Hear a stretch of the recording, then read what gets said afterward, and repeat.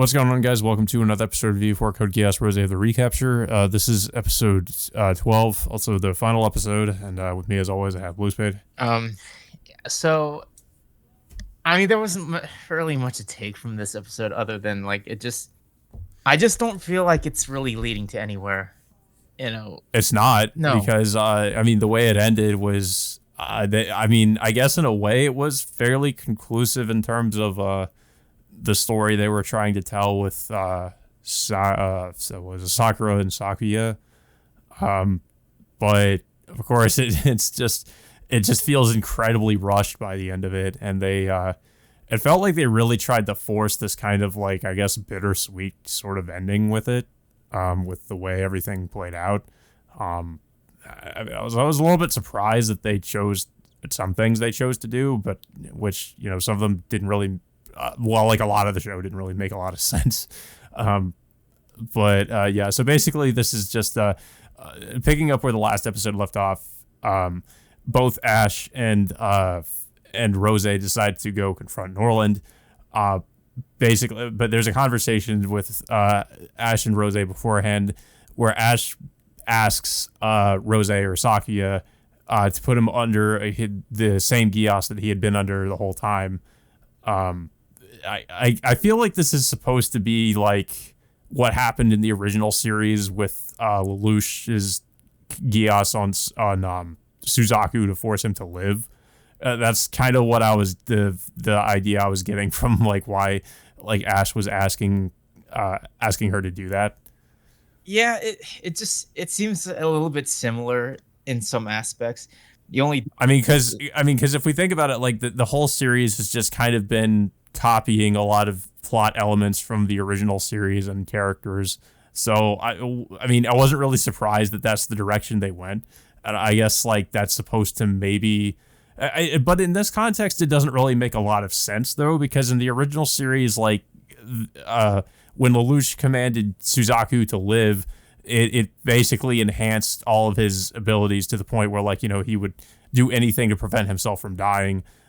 In this case, though, like, I don't really know how, like, Ash being under the same Geass to make him, because that Geass was just to make him believe that Roze was his real brother. I don't really know how that would help him in this fight, or because I think that was the intention, was to, I guess, enhance his abilities so that he could take down Norland. I guess it's, in a way, it helps Ash, like, remove any hesitation he has, like, especially during his first battle against Norland from the last episode. He like, because he was not of Sakuya's Geass the first time, he kind of hesitates a bit because of his history with Norland. So with him being under the influence of of Sakuya's Geass again, he doesn't have that same hesitation that he did before. So it kind of, in a way, it does help him in this battle, especially with Sakuya by his side. Much of this battle, it's all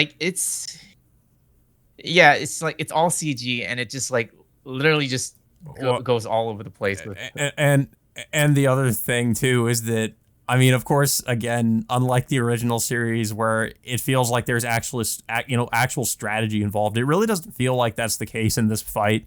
A lot of it, again, is just trying to outmaneuver Norland, because Norland basically, I guess his whole strategy is to pretty much just beam spam, is just, like, shoot multiple beams at them, and I guess eventually one will hit, is the idea. And, they just have to be faster and try to outmaneuver him, which just isn't really, it's just not really interesting to watch. It's like, okay. But, it's just, Code Geass is that's just something it's always been known for, is just that it's had fairly clever writing and, Lelouch coming up with different strategies to try to outsmart the enemy. But that's not really the case here, I don't think. It's just, how that Ash is faster than Norland, and, he manages to take him out, which, of course, the way Norland dies is just really, I was kind of surprised that the way he dies, he actually did die in the scene, and he doesn't, like, come back or whatever. He didn't have, like, a backup plan. He ends up getting stabbed, uh, and taken out pretty easily. Almost, at least it seemed that way. Yeah. Well, Ash kills him. Especially compared to before, where of course they try to shoot him, and he has like a shield that just blocks everything. Yeah. I guess that's not the case when he gets into the mech. He just can be stabbed or shot or whatever, and he's vulnerable to it. Yeah. The way Ash kills him is in a similar manner that how Norland ended up killing his little brother. So I guess in a way, yeah, I guess it's supposed to be in some way like poetic or something, but I don't know. It just came off as just really kind of disappointing. It's because I was just thinking the whole time, like, that's it. That's how he dies. And of course, like I thought, like I said, like he's presented as being like somebody who I guess was at least 10 steps ahead of everybody. But here it's just like he's taken by surprise, and he was like, oh, I didn't expect them to get behind me and and stab me. It's like like I said, he didn't really seem to have any kind of backup plan, and especially since he, as we know, he's supposed to be a reincarnation or a vessel for Charles, but he's really he doesn't act anything like Charles. Like, you feel like Charles would have something up his sleeve, and he wouldn't be killed so easily like that, especially again compared to how, like, because this actually did happen in the original series where Charles gets shot and he's not really dead, of course, because he's at that point he's something close to immortal. But I guess here the idea is maybe he's maybe because he's inhabiting technically a human body, he's vulnerable.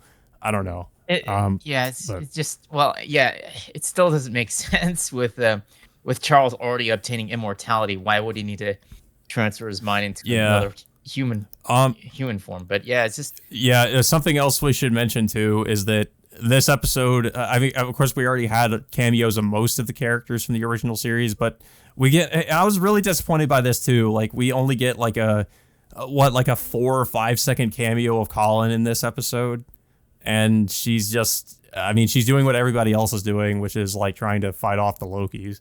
And that's all she does. Like, she just has like one line and then she goes away. Yeah.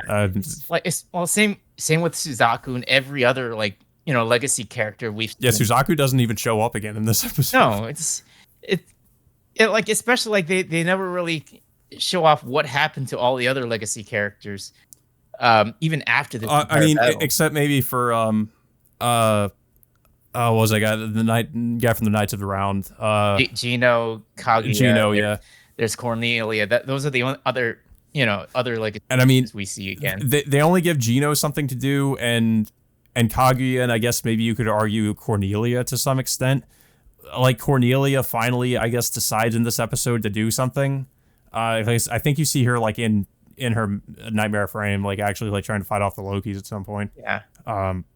But then after that, she just goes back to saying like, oh, well, there wasn't much I could do. Our hands are tied, I guess. We couldn't do much of anything. Yeah. Or something. So one thing that kind of caught me off guard a little bit is just the way they ended up killing off Ash after that battle too. That surprised me too. I mean, I guess I'm not surprised that they killed him off, but I mean, the way he died, I was almost thinking like he's not really dead, right? But I guess so. I mean, yeah.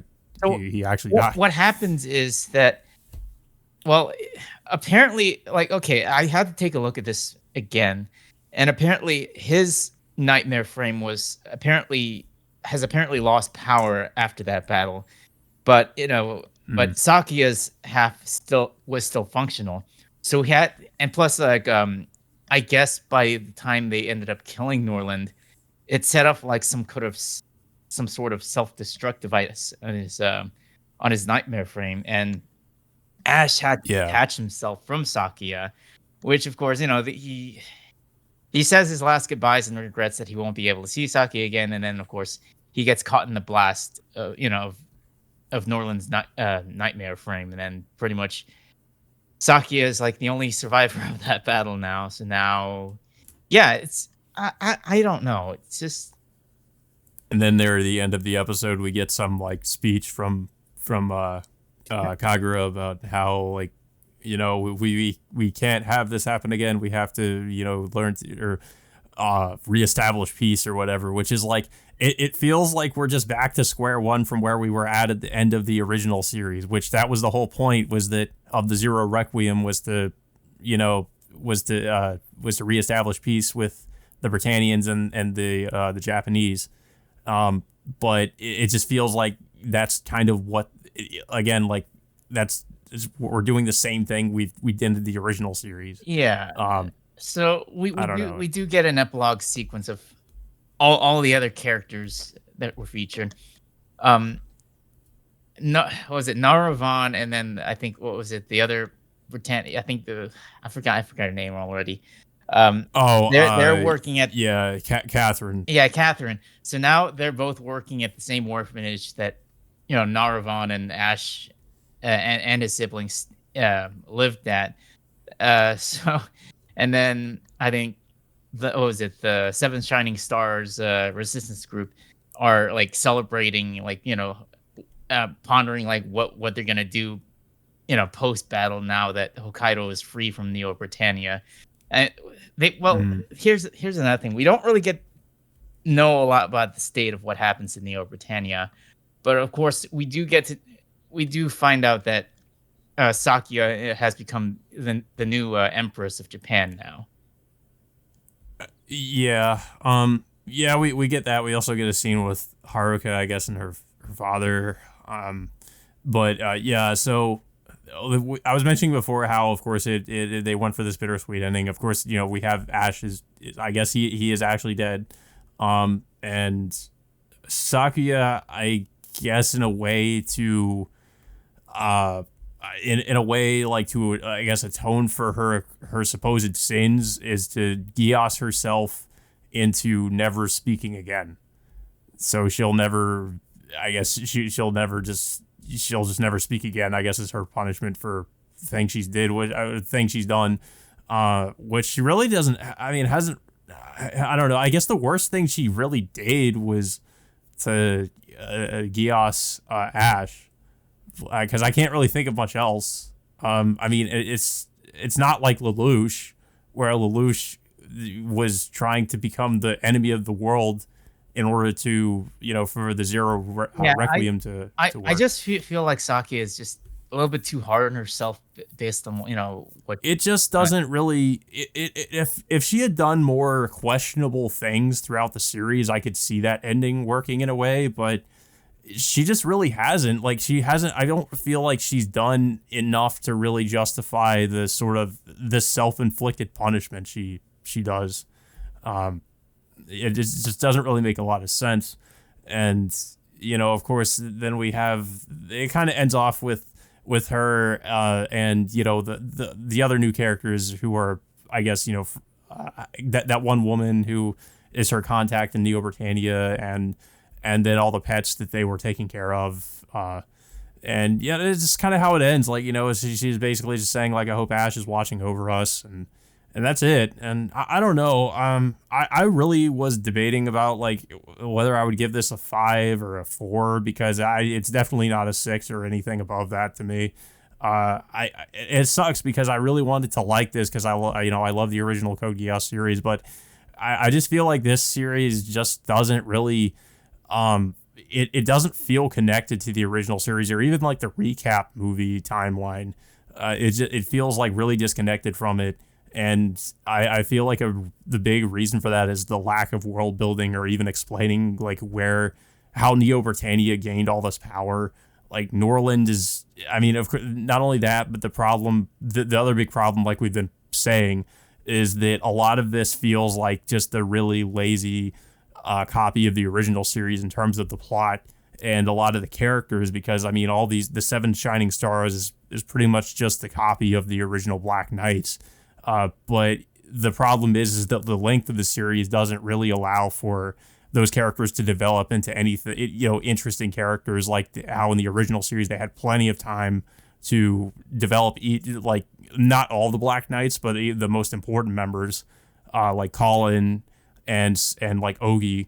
But here we don't really have that kind of time, and it feels like they're trying to introduce just as many characters, which the series doesn't, with the 12 episodes, doesn't have enough time to really like flesh those characters out. And the other major issue is just that obviously, of course, they're trying to make Sakuya a little bit different from Lelouch, but at the same time, they're also trying to make her about, like, I guess it comes off like they're trying to make her about as like tragic a character as Lelouch, which, like we pointed out earlier, what she did in the series doesn't really seem to justify the sort of self-inflicted punishment she thinks she deserves. And also, like, the main appeal of this series too is kind of supposed to be the relationship, the dynamic between Ash and Sakuya, which just isn't really there because they just don't really ever get they don't really have good chemistry together, and they don't really have the series doesn't allow them really enough time to flesh out their relationship, because it feels like it has to juggle all these different characters they've introduced along with the returning characters. So it just doesn't really allow enough time for the relationship between these two to develop in any like significant way. The other issue, of course, is just Neo Britannia itself being again, like the Seven Shining Stars, just a copy of the original Britannia, but worse. You can see with all the new villains that are introduced, in some ways, they also feel like kind of cheap copies of the villains from the original series. Just, of course, like I said, just done worse because there's not enough time to really flesh any of these characters out. And when they do try to flesh any of the characters out, like Norland, for instance, all they really do is just to sort of reinforce how evil he is, but there's not much. It just doesn't feel like there's much depth to him as a character. Like, he just does evil things, and and again, like, at the end, we're supposed to believe he's some kind of reincarnation of Charles when he doesn't act like Charles at all. So I mean, that's another just big problem with the series. I thought the like other things about it, the visuals were decent enough, but the CG mechs did get really distracting at times. And again, I just kind of miss the original series having all like hand-drawn mechs. I think it just looks a lot better than the CG mechs, even though I feel like it has improved since like Akito the Exiled. It still doesn't look that good, and it's a little bit of an eyesore when you're trying to watch like certain scenes. Did you see CG mechs everywhere? Yeah. The other problem, again, the other thing with the mechs is the design of the mechs. I don't really like the new designs for a lot of them. It feels like there's too much going on with the new mechs in comparison to how they looked in the original series.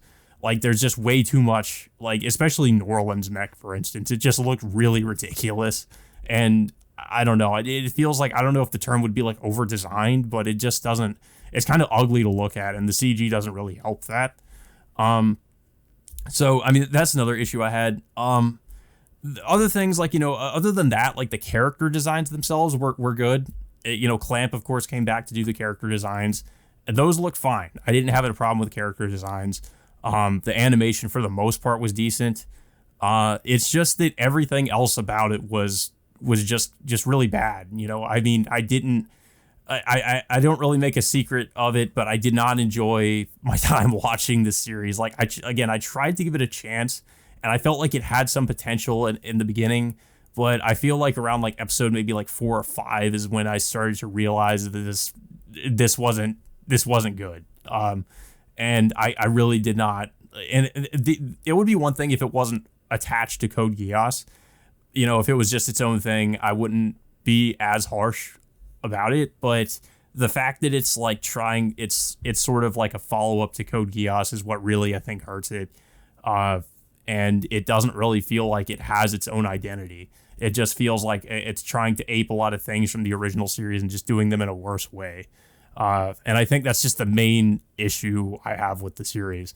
And just because of that, I honestly have to say it's 4 for me, because it's just, I felt like it was just bad. I was almost about to say, like, I thought it was kind of mediocre, but I just feel like the fact that it just doesn't seem like it has anything interesting or new to say in terms of like whatever plot it has, or what it's trying to do is what really like hurts it, and makes it just really forgettable. And I don't know. I'd honestly just give it a 4. I really did not enjoy it at all.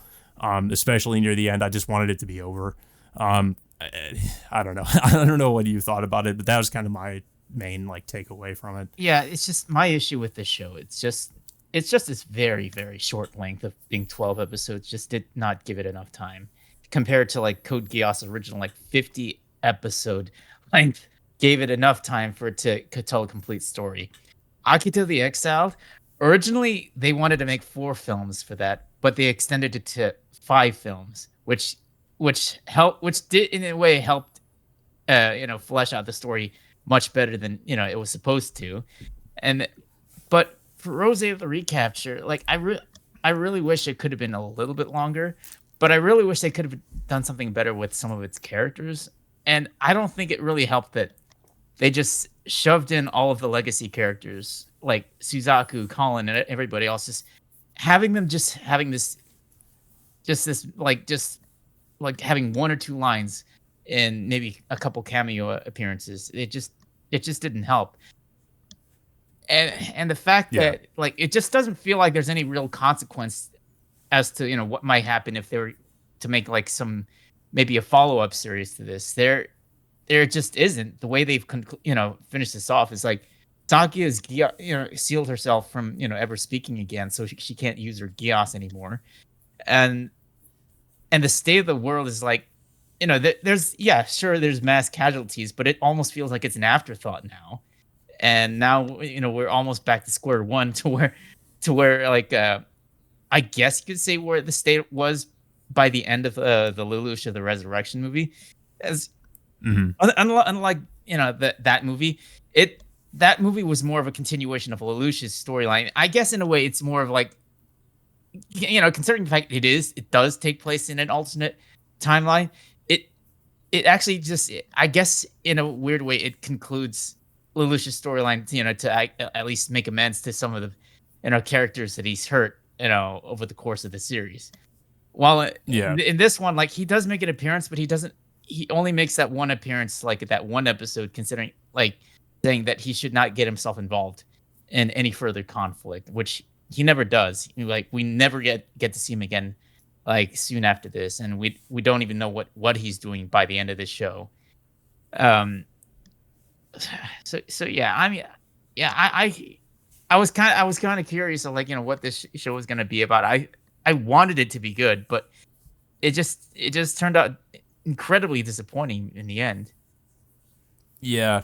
I mean, like you said, it feels like if you didn't watch the series and you were to watch whatever future Code Geass project they were going to put out, like you really would have missed nothing, because it just feels like everything is just back to square one by the end of it, and Neo Britannia is pretty much gone, and the only thing I can see them doing in terms of like referencing the series in any future projects would just be like maybe having a cameo from Sakia for whatever reason.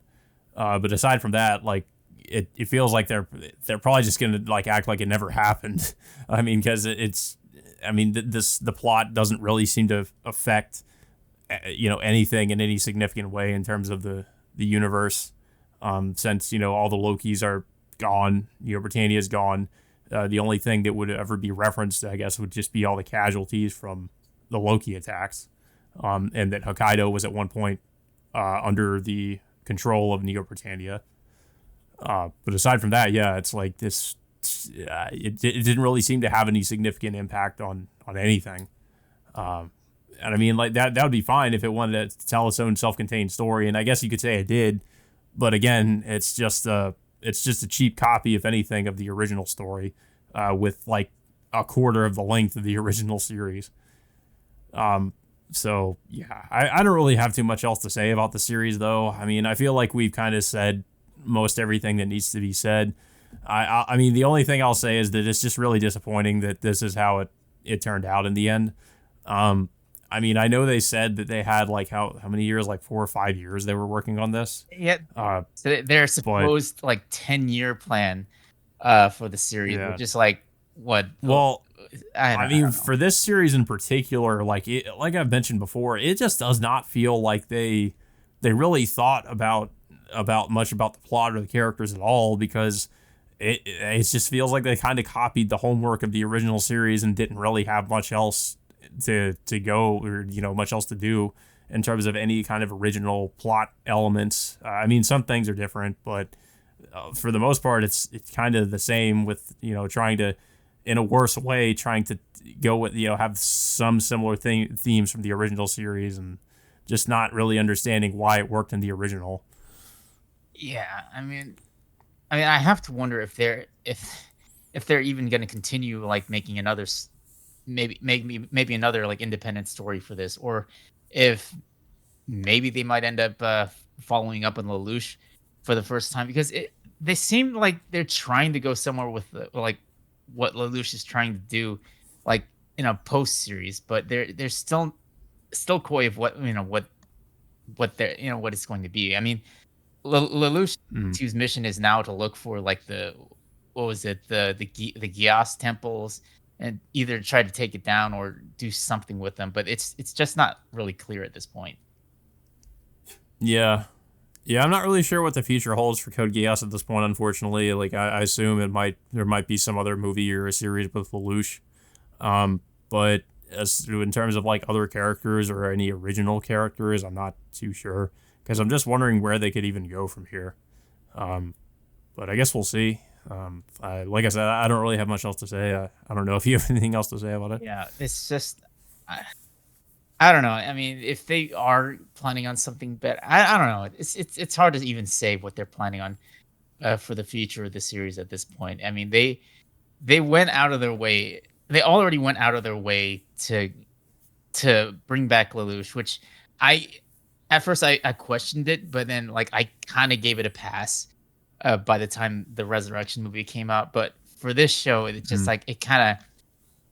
I don't know. It kind of flipped it on its head, and it's making me consider whether or not that they even should continue, going back to this universe again. Yeah, I mean, with Resurrection, it just felt very much like, more like fan service for the fans of the original series that want to see Lelouch again and want to see him interact with the original series characters, and see what the original series characters are up to after the events of, I guess in terms of this timeline, the recap movies.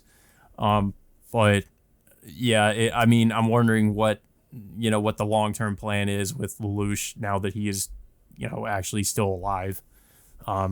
So I guess we'll see. I mean, I just feel like my issue is that they need to have either some of the original staff that worked on the series, or the original writers come back to do that, or somebody who, at least get some competent writers to work on the next installment, because I don't know, like it's from what I researched, a lot of the people, which isn't surprising, like a lot of the people that worked on Roze were like, I think the only person that was from the original Code Geass staff was like one of the chief animators, but everybody else was like new. Mm-hmm. So I mean, that kind of makes sense considering what Roze turned out to be. So that's the only thing I would say. I'd either get somebody who seems to know what they're doing in terms of like writing or directing, or get some of the original creators of Code Geass to maybe come back and come up with something different or something new. But yeah, I mean, but yeah, guys. That all being said, I hope you guys at least enjoyed the reviews, and I mean, I don't know. Some people might be feeling different. But from what I've seen, a lot of people think the series is been kind of either pretty mediocre or just bad. There are some people that liked it, but I think the overall opinion is that this was a pretty forgettable series. But yeah, so that all being said, guys, until next time, we will see you all later.